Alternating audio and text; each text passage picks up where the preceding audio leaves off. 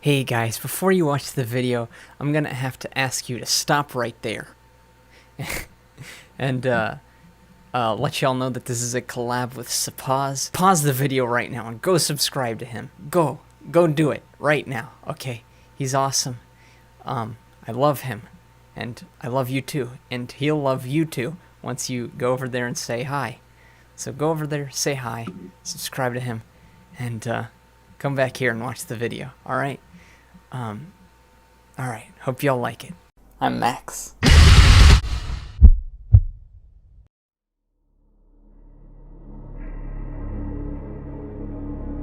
I've never done hardcore drugs like meth, ecstasy, or heroin, but growing up, a large majority of my family were revolved around dealing and doing drugs. I felt brutally petrified and fearful almost every day out of the fear that I'd end up like one of them. A ton of my dad's friends would have it around me at a young age, sometimes even trying to persuade me into smoking weed or drinking alcohol, and the like. I'd sidestep and evade every encounter with any and every form of those sorts of medicinals throughout my years of fright. I don't want to be a pathetic, parasitic piece of shit on society that only lives for the rush of chems. With that being said, I think it's acceptable to experience a high at least once or a few times during your life on Earth through the use of marijuana or other similar substances that cause virtually no biological harm. And fortunately for me, based on my creative peers and family members, there was no categorically definitive means of obtaining that experience without it manifesting into a gateway for more. Halfway through my freshman year, there was this immensely popular kid, a new student mind you, who I met and befriended almost instantly out of a random sequence of events. We hung out. One day he took me to one of his parties where I found multitudes upon multitudes of individuals who attended our school. I looked around, I shivered. I vividly recall the sight of everyone there. Various activities of my fellow peers consuming shrooms, smoking pot, dropping acid, and my eyes watching all of it. Forgive me, I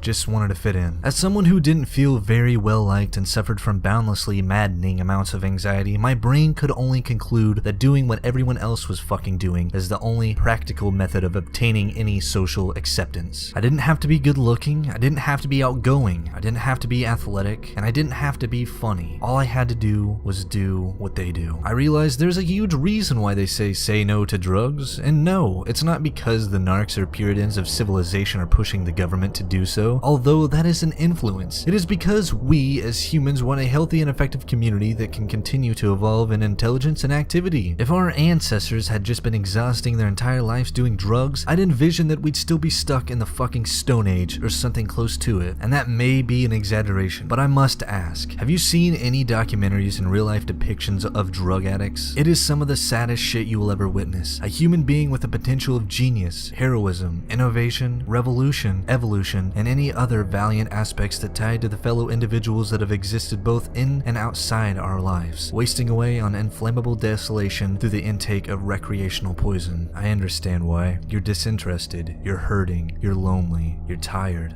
I'm sorry. During the summer of junior year, me and my friend and a couple others went out to this deserted lake to swim and slip some psychedelics. Some old guy in a nasty pickup truck found us and asked us to share with him. We said no. The guy left, he came back. He had a loaded shotgun pointed right at my friend's face and viciously ordered us to get inside of his truck and bring all of the drugs with us. He took us to this shitty looking house in the middle of nowhere and forced us to give him all of our weed and pills. I was so scared. This guy was clearly insane. Am I gonna die? We acted as if we were cool with him and even managed to garner trust from him. We then tricked him into taking tons of pills to knock him out. After about 2 hours of consistent swallowing, he was droopy as fuck and stumbled to the bathroom. That's when my friend took his mini fridge, put it up against the door so he couldn't get out, and we bailed. We ran so far in the middle of nowhere we had no idea where we were going, but we found our way back. I still freak the fuck out about that day even now. For any of you suffering from the whole drugs have on you or a loved one, I implore you to get some outside support. Not because I want your money, not because I'm a cop or because I'm a narc, because I want to help you. It's either that or forever risking the chance of you and or your loved ones being blown away or overdosing because of it. Obviously, it looks bad, with the war on drugs flailing around fucking everything up and drug dealers stomping around everywhere destroying societal stability. But you have people like us who want to help, and we'll do everything we can. Did you know that the scientific cure for addiction is happiness? Addiction is literally a symptom of disconnection from others. In a Nutshell made an entire video about it if you want to know more, but start surrounding yourself with beautiful human beings, just like me and Max have done with you guys, and you'll get what I'm talking about. It is precisely, no bullshit, 100% truthfully why I was able to stop doing drugs so easily. I had you guys to hold me up, and we'll do the same for you.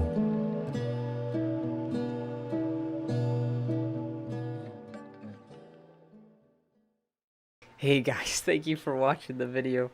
It means a lot to me that you did. Thank you so very much.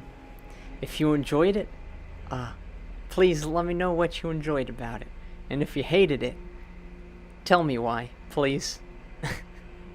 Thank you to all my beautiful patrons that are keeping me alive. Thank you guys so much. I love you guys. I mentioned their names in the last video, and of course their names will be in the description and at the beginning of the video, so y'all will see who they are. Just stellar people. Thank you guys for giving me money. It really means a lot to me, and I want to give back to you. So, for all of you who have donated to me, this is for you. Okay, sorry for being gay. Anyways, yeah, my dad still sucks dick. He's one of the worst humans on the planet. No, that's an over exaggeration by far. He's not one of the worst. He's very not that bad, but he's still an asshole, you know. Anyways, this goes out to all my drug friends out there who are suffering really bad. I hope you can get the help that you want, if you want it, and if you don't want it, well, that's too bad, because you're kind of being a waste of humanity. No, I probably shouldn't have said that. That was really rude.